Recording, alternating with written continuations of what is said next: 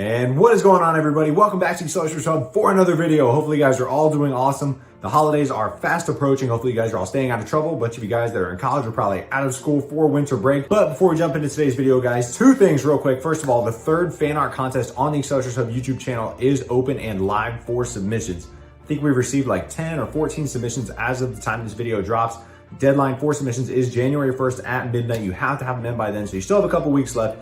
But with only 10 to 14 entries so far, you guys have a really good shot to win if you can sketch up something wicked and send it in. And secondly, most of you guys know we recently hit the 50 sale mark on the acceleratorshub.com website. If you guys haven't seen the website yet, be sure to go check it out. Link to it's going to be down in the description of the video. Huge thank you to everyone who's been checking out the website and for all the positive feedback so far, guys. I did run a sale for the 50 sale, milestone, and I'm sure there's going to be more sales upcoming as we get through the holidays. But that is enough intro, guys. For today's video, we're going to be taking a look at another collection of a member of the community who's going to go by SCF. But a little bit of background on SCF. He's been a long-time Acceleracers fan. He actually had a bunch of the cars as a kid, including some of the rarest ones like Chicane, Flathead Fury. That is absolutely wild. I personally could not ever find anything past like the Wave 1 most common cars on shelves. So it makes me happy that at least someone out there got to experience those cars as a kid. But anyways, he's collected a bunch of stuff recently too, and he actually has probably one of the coolest thrift store finds I have seen in a long time, and I found it pretty recently. So let's jump right into this collection. Hopefully you enjoy.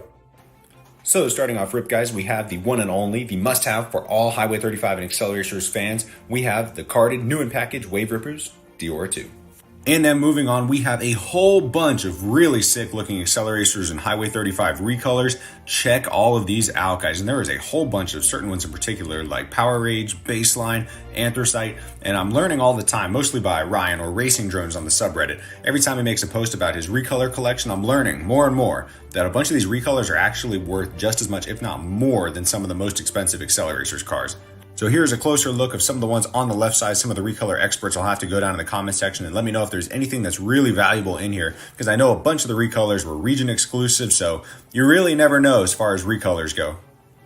And here is another picture of the ones on the right side, and some of those Power Rages, guys, those look like they would make some awesome customs, especially the silver one right in the top left, and then the silver Synchro with the orange windows up in the top middle. Those would make some sick stripped metal series cars.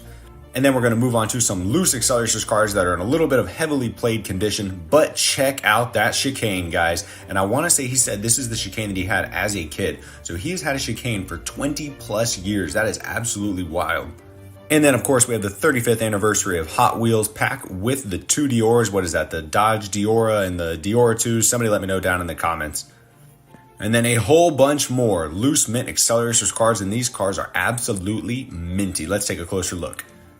So on the left side, we have the team leaders from Highway 35. We have a Power Rage and a gorgeous reverb, all the decals intact. Look at how crispy those look. And then some more gems on this side, including the Chrome RD06, which I don't see as much anymore. There used to be a bunch of those floating around, but they don't pop up as much on eBay anymore. We have the starter deck Synchro in the back. He said he did have the card game as a kid. I'm not sure where it is now. It seems like a lot of people pretty much just lose track of the card game over the years, but the cars we make sure to hang on to. And he also has a Flathead Fury behind the McDonald's Mega Duty up in the front. And then winding it down, we have a whole bunch of carded Acceleracers cars, including a pile of Teku vehicles. It's interesting here because most people, I think, when they go back into collecting, they get the Metal Maniacs first because they're usually the cheapest. But SCF went straight for the Teku, a man of culture. We've got Baseline, High Voltage, Power Rage, Battle Spec, the Synchros with the spoiler variations, and a Drift Tech. We'd love to see it as Teku fans. And then to wrap up SCF's collection, guys, we have what might be the bargain find of the year. He found a Climber Hyperpod at a thrift store called Value Village for a grand total of $4. And while it does have some wear on it, you can see that one of the silver pieces on the side, looks like actually both of them might, no, just the one on the far left side is broken. But other than that, guys, that is a good looking Climber Hyperpod. I mean, new in box, those go for what, like $150 to $200? That is absolutely nuts. What a great find. But that is going to wrap it up for SCF's collection review, guys.